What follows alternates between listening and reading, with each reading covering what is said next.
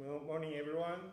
Firstly, I want to say I totally love Sue's speech today. It's so lovely and see how you are working towards your dream house for retirement.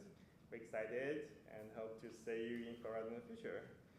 And today, I would like to talk about stateless people. Nowadays, probably you have heard about a lot of people with resources and assets. They are looking for the second, third, even fourth citizenship to be able to adapt to this unstable world. And on the other side, there are a group of people who don't have any nationalities, and they are the stateless people I'm talking about today. So through the data of United Nations, there are at least 4.4 million people in the world are stateless. They have no nationality, they have no ID, they have no passport. For sure, they cannot travel to any other country without that.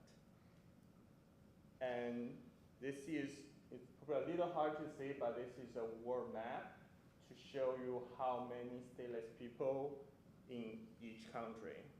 And at the bottom, it shows you the top 10 countries with the most of them. And they are Bangladesh, Cote d'Ivoire, Myanmar, Thailand.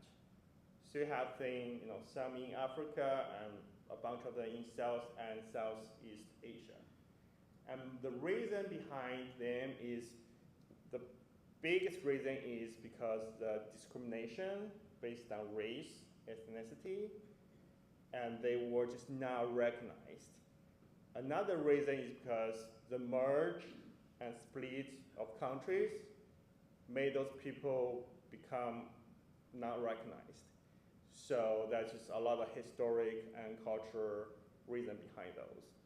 And today I would like to, and also another important thing as we can think of, is they don't have all the fundamental human rights.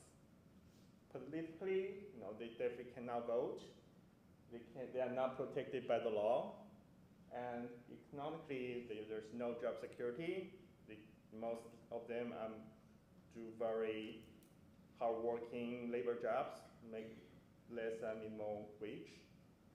And socially, their marriage are not certified, right? That means also not protected. Their property are not protected. And their kids, their children have very limited access to school, even no school access because of that. And lastly, there's definitely no health care. I will share a real life story about that based on my personal experience.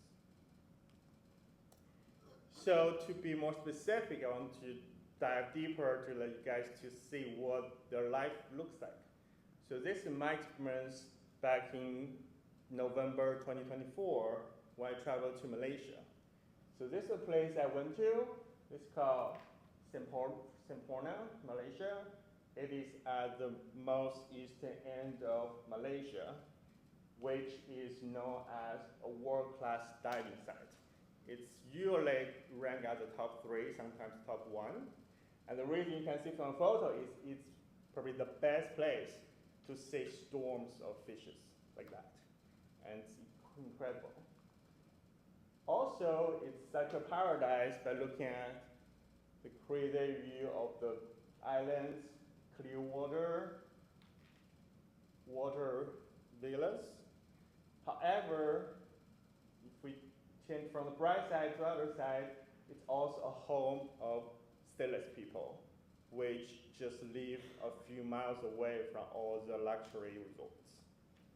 And you can see this is their house condition. They live, they're nearby, but invisible. And most of the tours only go to several islands, which everyone goes to, but where the stateless people live, the governments try not to let everyone go or know what's their life about. So this is where they live, is a stilt house. As you can see, it's all above the seawater, and they are all built by the wood. Most time they're covered by some metal pieces, but some of them even are roofless. So, and this is like a photo in a toilet. And you can imagine by living somewhere like that, right? Everything just goes into the water directly. That's kind of the fun part of it. And another thing is because definitely there is high tide and low tide.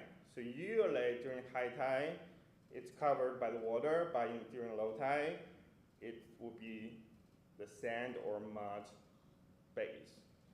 And another cool thing is under their house, they could dive deeper, like a dig deeper, so make it as like a water tank. So once they go to fish, they just throw the fishes they caught, throw there, like under a house, and can use it as a fish pond, like that. It's just very convenient. So this is the food I was served through the local person.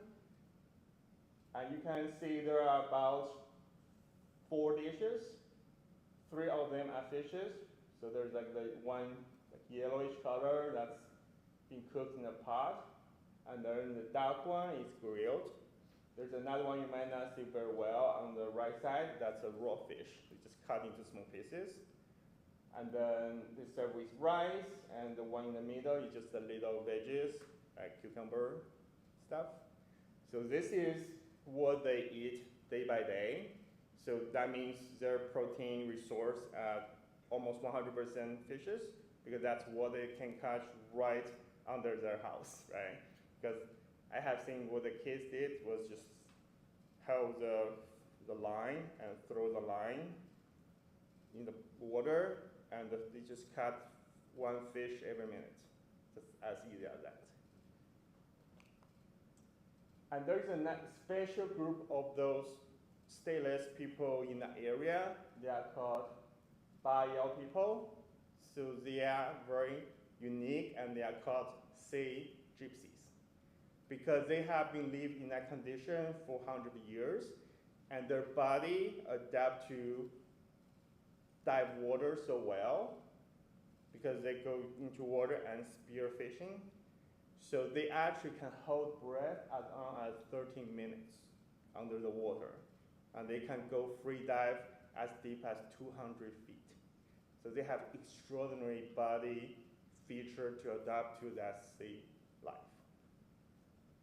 Yeah, which makes, as you can see, think about to compare them to another special group is the Tibetan people, because they have lived in a high elevation for so many years, for 1,000 years. So they can adapt to oxygen with only 60–70% and have much better function to high elevation than we can do. The reason why I start to think about them again is because just in this week, I saw on the news at the same place, they had a big fire over the water village. And probably hundreds of people died in an accident. As you can see, they're very limited living situation. They have nowhere to go. The fire truck cannot get into it because there's no road. So when things happen, they just live in such a density condition. So when bad things happen, even they literally live above water, but it cannot be helped. So another thing I'd like to share is statelessness people. They pass down their situation generations to generations. So it's just like once they were born, they get stamped as a stateless people, and they continue to live in their life because take the hall, they literally cannot get out without ID, with identity, with not being recognized in society. However, there's a good news is last year there were 47,000 people has been granted citizenship worldwide to the stateless people. That's a new high record over the years.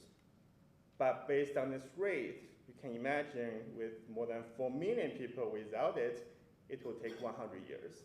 at least. And we really hope that they also deserve to have a good life, and we hope that more governments will recognize them, and they will have their ID, their kids can go to school, they can get medical care, because as I mentioned earlier, right, the healthcare, the guy that went, they literally live in a space, there are 3 generations, 12 people. They live in a size of a house as big as a bedroom.